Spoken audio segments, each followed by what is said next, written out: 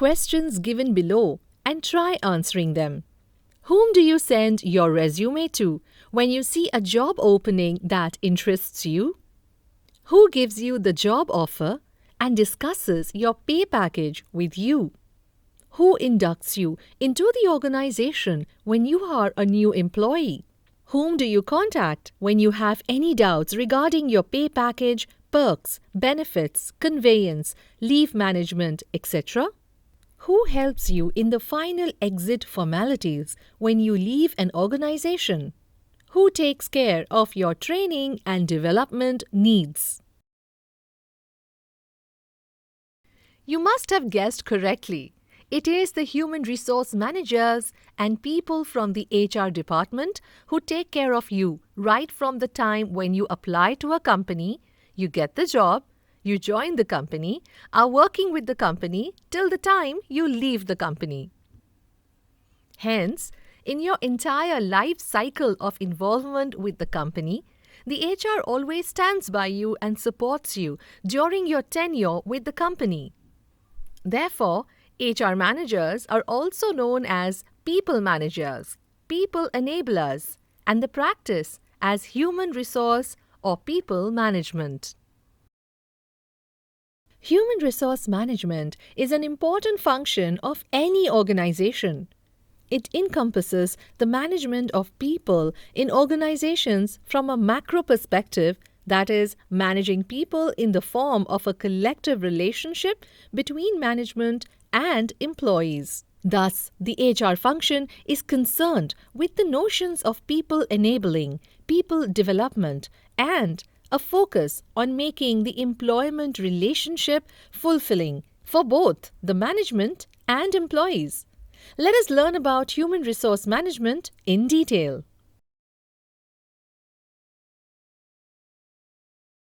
Let's review the course objectives.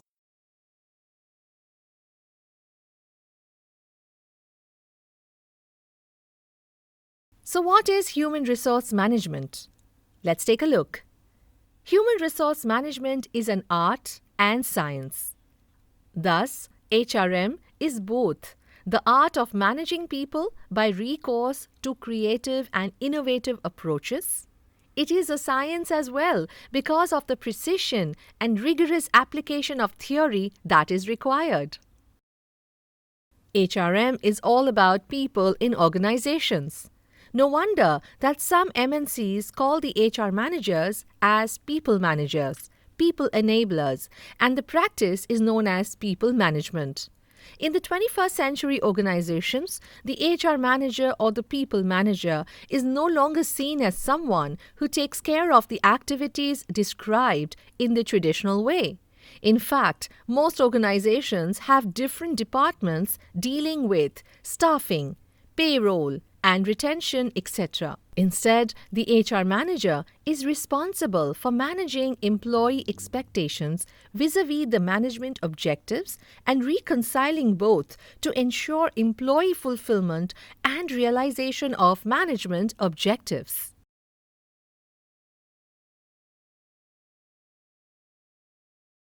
Let's take a look at the importance of HRM for organizational success. There are various reasons for organizations to have an HRM strategy as well as the business drivers that make the strategy imperative for organizational success. It is a fact that to thrive in the chaotic and turbulent business environment, firms need to constantly innovate and be ahead of the curve in terms of business practices and strategies.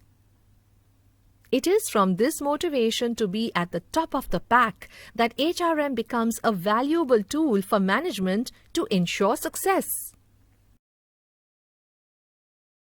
Following are a few reasons why organizations need to give importance to human resource management. The first one is the evolving business paradigm. The second one is the relationship between strategic management and human resource management. And the third reason is the need for adopting a holistic approach. Now, let us look at each one in detail. The first reason, the evolving business paradigm. Now, one of the factors behind organizations giving a lot of attention to their people is the nature of the firms in the current business environment. There has been a steady movement towards an economy based on services. Hence, it becomes important for firms engaged in the service sector to keep their employees motivated and productive. Even in the manufacturing and the traditional sectors, the need to remain competitive has meant that firms in these sectors deploy strategies that make effective use of their resources. This changed business landscape resulted due to a paradigm shift in the way businesses and firms view their employees as more than just resources and instead adopt a people-first approach.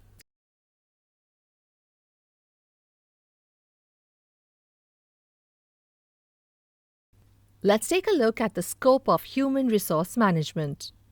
Human resources are undoubtedly the key resources in an organization, the easiest and the most difficult to manage. The objectives of the HRM span right from the manpower needs assessment to management and retention of the same. To fulfill this purpose, human resource management is responsible for effective designing and implementation of various policies, procedures, and programs. It is all about developing and managing knowledge, skills, creativity, aptitude, and talent, and using them optimally. Human resource management is not just limited to manage and optimally exploit human intellect. It also focuses on managing physical and emotional capital of employees. Thus, the scope of HRM is widening with every passing day, considering the intricacies involved.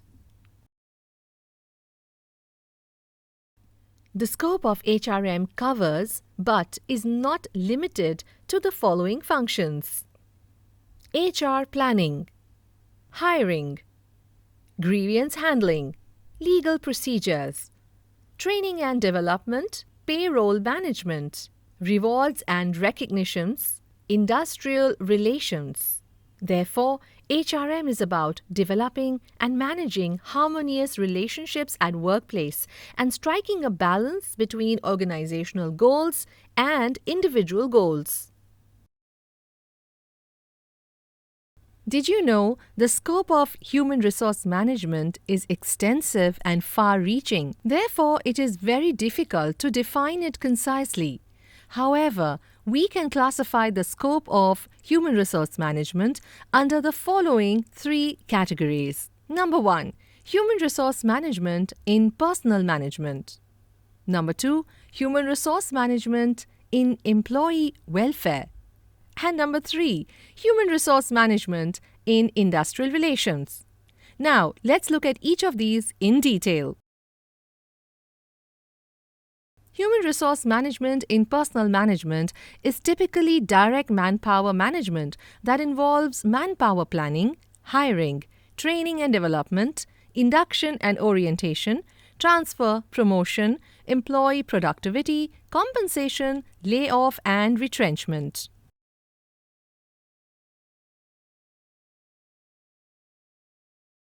The various skills of human resource professionals are: Number 1, human resource skills. Number 2, decision-making skills. Number 3, technical skills. Number 4, leadership skills. Now, let us take a look at each of these skills in detail. Number 1, human resource skills.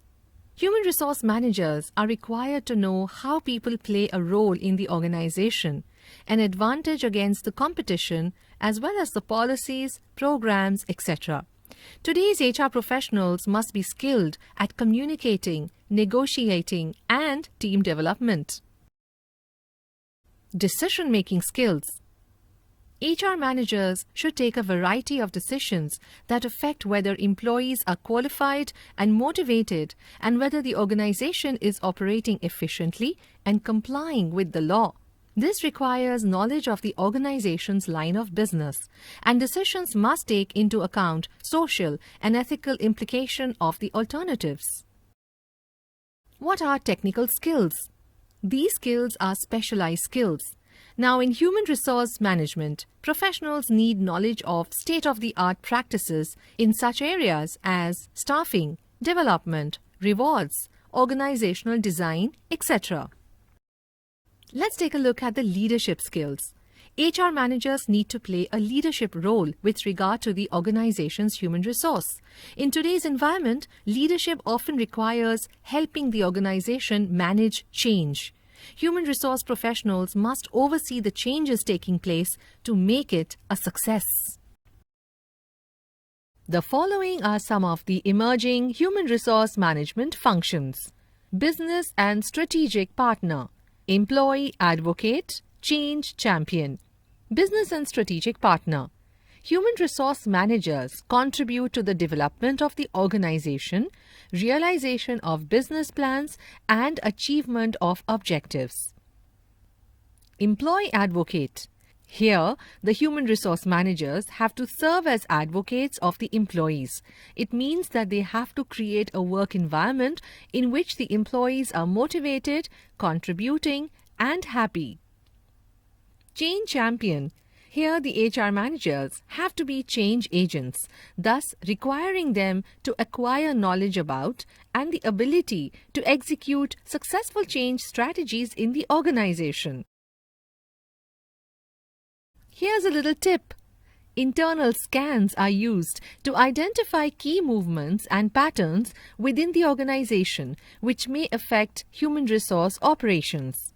External scans look at outside factors such as economic conditions and the need for certain skills which affect employment. Let us understand the various differences between personnel management and human resource management. Personnel management is essentially workforce-centered, whereas human resource management is resource-centered. What is personnel management? Traditionally, the term personnel management was used to refer to the set of activities concerning the workforce which included staffing, payroll, contractual obligations, and other administrative tasks. In this respect, personnel management encompasses the range of activities that are to do with managing the workforce rather than the resources. Personnel management is more administrative in nature. The personnel manager's main job is to ensure that the needs of the workforce as they pertain to their immediate concerns are taken care of.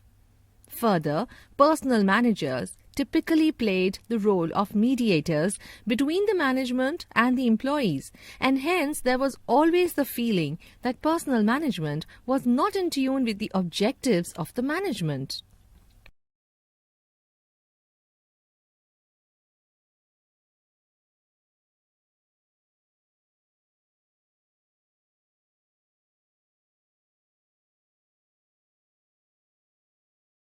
Human resource practices, job analysis, and job design. There are a few key concepts involved in defining a job, which is a key role of human resource management, such as: Number 1, job analysis. Number 2, job description. Number 3, job specification. Number 4, job design. Let us look at each of these in detail. Job analysis is a systematic exploration, study, and recording the responsibilities, duties, skills, accountabilities, work environment, and ability requirements of a specific job. It also involves determining the relative importance of the duties, responsibilities, physical and emotional skills for a given job. All these factors identify what a job demands and what an employee must possess to perform a job productively.